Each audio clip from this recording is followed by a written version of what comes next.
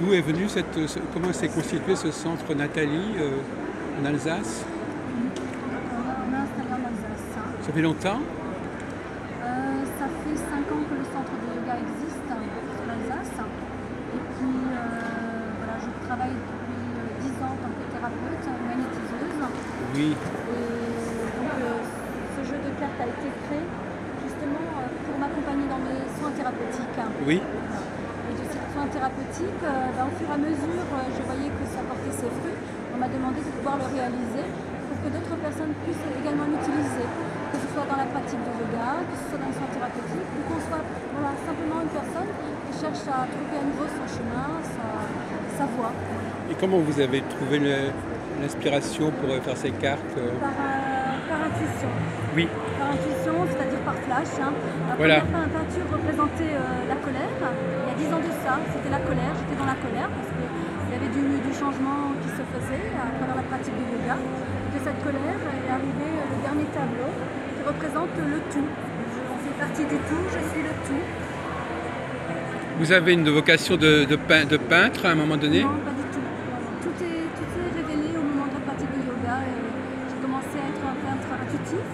Et puis cette année, au moment où j'ai pu réaliser la partie écriture du livret, Eh oui. oui, là ça a été plus compliqué pour moi qui suis une grande dyslexique. Je ne me voyais pas du tout rédiger toute cette partie. Et j'avais demandé à des personnes qui écrivaient de pouvoir écrire la partie. Et puis moi je m'occupais de la peinture. Et finalement, en ne trouvant personne, je me suis attelée au projet. Et c'est arrivé le lundi de la Pentecôte que j'ai commencé à écrire. De cette année? Oui, de cette année. C'était très rapide. Donc j'ai commencé à écrire en peinture intuitive. À partir de ce lundi Pentecôte, c'était à peu près midi. Et j'ai écrit jusqu'à 21 h en continu. Et ça a permis d'écrire tout le livret? Tout le livret, de l'explication, pourquoi ce tirage, pourquoi on l'utilise, à quoi il sert. Dans la démarche qui peut être abordable à tout public. Et après, on peut avoir la possibilité de servir les élèves de yoga, les professeurs de yoga, les magnétiseurs, les sourciers, les médiums, puisque apparemment on me dit actuellement que c'est un jeu de tarot qui a été créé. Oui. Voilà, qui permet aussi de travailler sur le tarot. Mais vous êtes d'accord avec ça? Enfin, vous êtes d'accord. C'est que c'est pas vous qui avez écrit en fait, d'une certaine façon. Non, parce que si maintenant je devais tirer cette carte, je ne me souviens pas de ce que j'ai écrit. Oui. Donc quand je vais regarder le livret et que je vais relire, je me dis les mots maintenant me reviennent, vous voyez. Mais d'abord, je ne peux pas vous dire, puisque c'était vraiment l'écriture qui est comme ça. C'était sur l'instant. Oui, sur l'instant. Et après, il faut revenir au texte pour pouvoir comprendre ce que vous avez voulu dire, parce que... Non, la peinture, je sais. Moi, les mots, pour moi, étaient très difficiles. Donc, la peinture, pour moi, voilà, c'était ma première peinture. C'était la première peinture, la colère. Mais parce qu'il y avait une colère, mais je pense que ma colère a été dirigée vers l'autre, vers la situation, vers l'événement. Et finalement, c'était faux. C'était simplement la colère, elle devait être juste pour me réveiller. M'éveiller, c'est ce que je dis après dans le livret, c'est que la colère est juste quand elle est salutaire pour la personne et qu'elle permet de reprendre son chemin. Pour moi, ça a été la colère, d'autres, ça peut être la tristesse, ça peut être le désespoir. Mais toutes les émotions, quelles qu'elles soient, elles doivent être vécues et à la fois... Alors ça donne des conseils, ça décrit un état d'esprit? Ouais, ça donne des conseils, ça nous guide. On peut faire une pratique de yoga avec, on peut créer son cours de yoga. Ah bon? Ouais, on peut créer son cours de yoga, qu'on soit élève ou professeur. Voilà, on peut créer son cours du moment présent. Puisque la posture de yoga est là aussi pour intervenir sur nos émotions et les situations.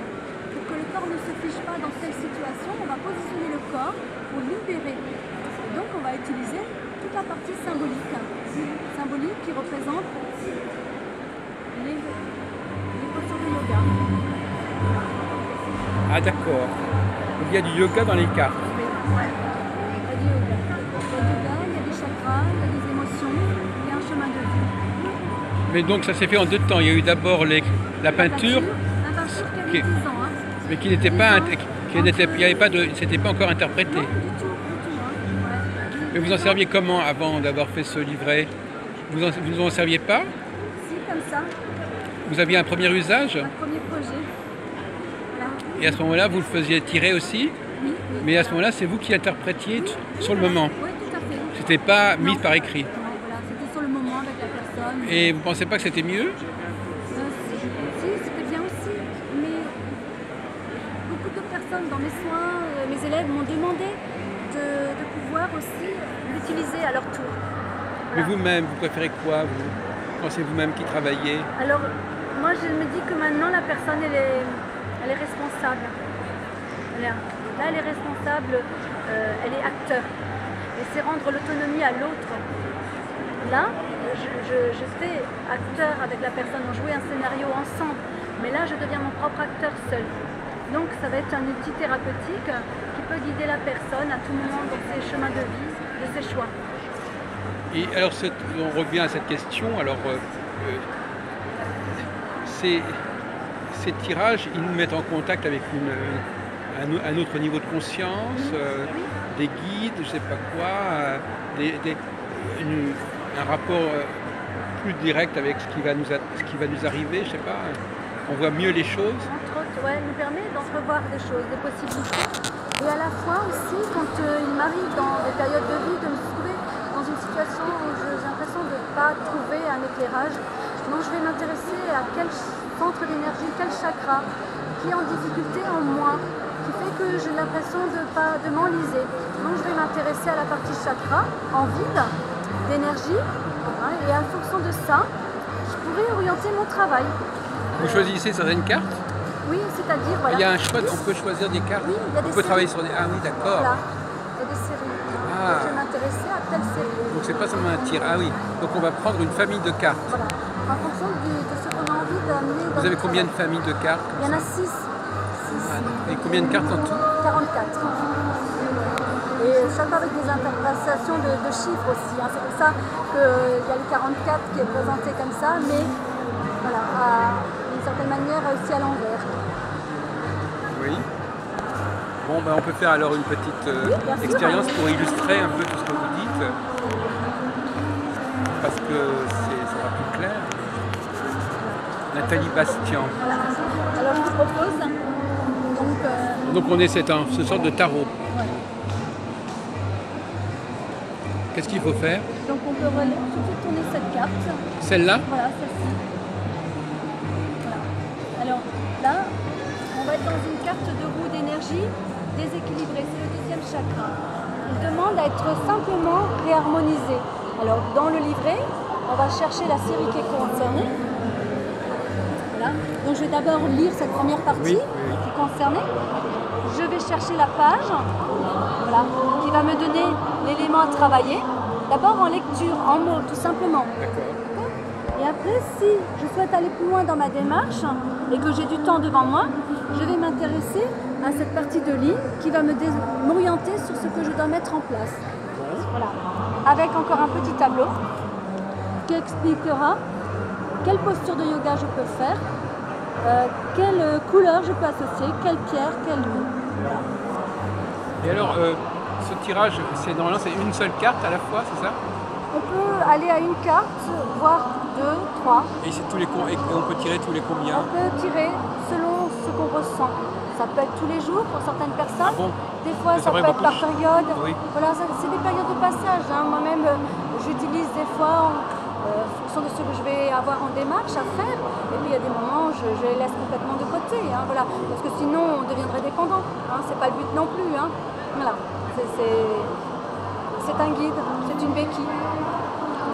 D'accord. Donc là, par exemple, qu'est-ce que je dois retenir de ce tirage? Le tirage, En gros, qu'est-ce que ça veut dire pour moi? ce qu'on vous demande, c'est d'aller profondément dans votre source créatrice qui se trouve dans le sacré, au niveau de la partie du bas du corps qui est le deuxième chakra, hein, qui concerne l'adhisthana, de ce qu'il y a de plus sacré en nous, de notre potentiel. Et de ce potentiel, quand il s'éveille en nous, on peut créer. On peut se mettre dans ce qu'on nous a demandé d'être, hein, de se réaliser pleinement, avec nos dons, nos potentiels.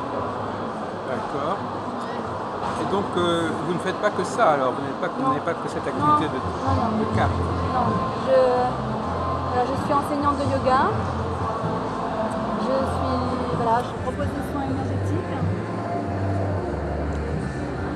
Et finalement, est-ce est-ce que vous vous intéressez au Yiking, par exemple, des choses comme ça? On me compare effectivement ce jeu avec Oui, ça. mais Oui. je ne peux pas répondre à tout ça parce que j'ai eu voilà, une autre. Voilà, j'ai été inspirée, moi je dis toujours, par l'univers. Voilà. Bonjour Michel. Tout simplement. Oui, vous connaissez Nathalie? Bonjour. Ah, elle mérite le détour. Elle a créé ce jeu. Un jeu de peinture. Vous êtes peinture, vous êtes dans la peinture?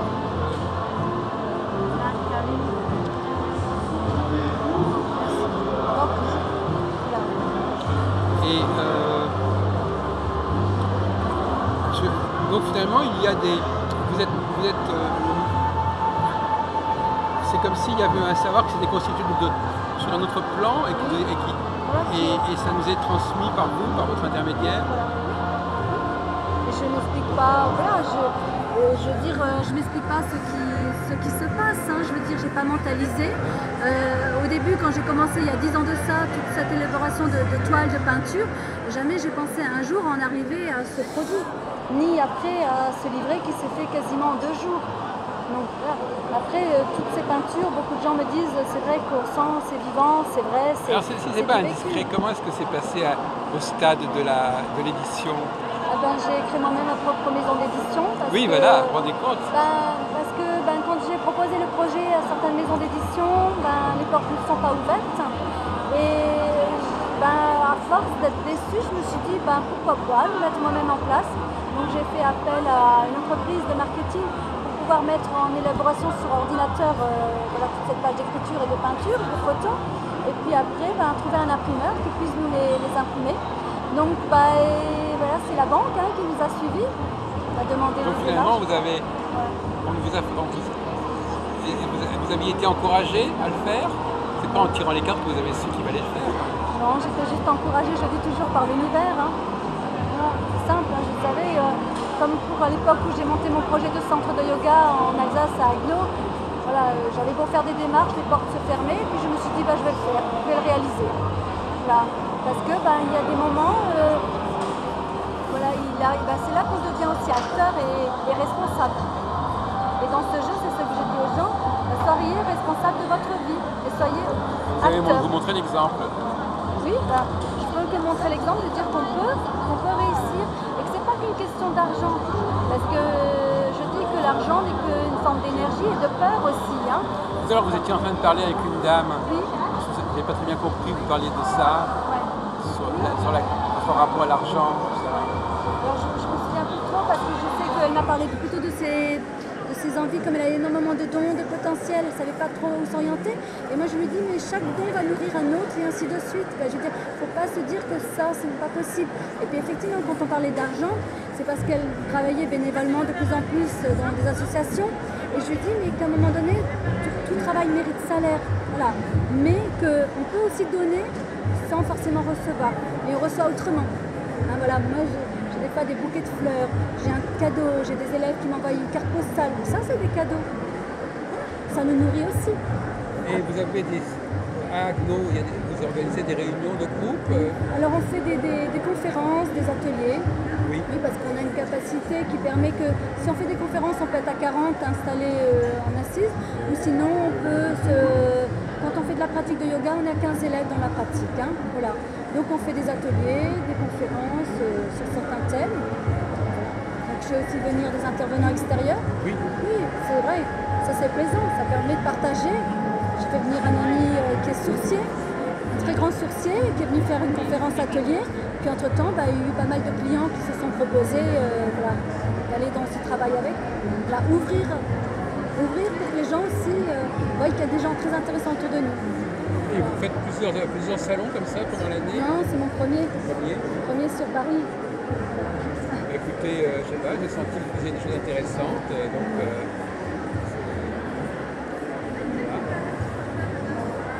Vous vous intéressez par exemple à l'astrologie?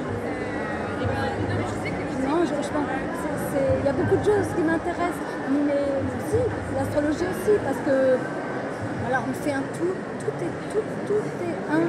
Est-ce que vous intéresse, est-ce que pour vous, alors j'ai une question qui va peut-être vous déranger, est-ce que pour vous, il y a une différence et à quel niveau entre les hommes et les femmes? Alors, cette différence, moi, je crois qu'elle vient juste de nos cerveaux, hein. Des fois, c'est juste ça, hein, parce que c'est vrai qu'il y a des moments, on s'aperçoit que quand voilà, je suis mariée, j'ai 2 garçons, et je m'aperçois que quand je dis certaines choses, ben, les garçons n'adhèrent pas ou ne suivent pas, parce qu'ils vont être dans une autre attitude de fonctionnement. Et puis, ben, voilà, puis moi, je vois des choses qu'eux ne voient pas, ou inversement, mais on se complète.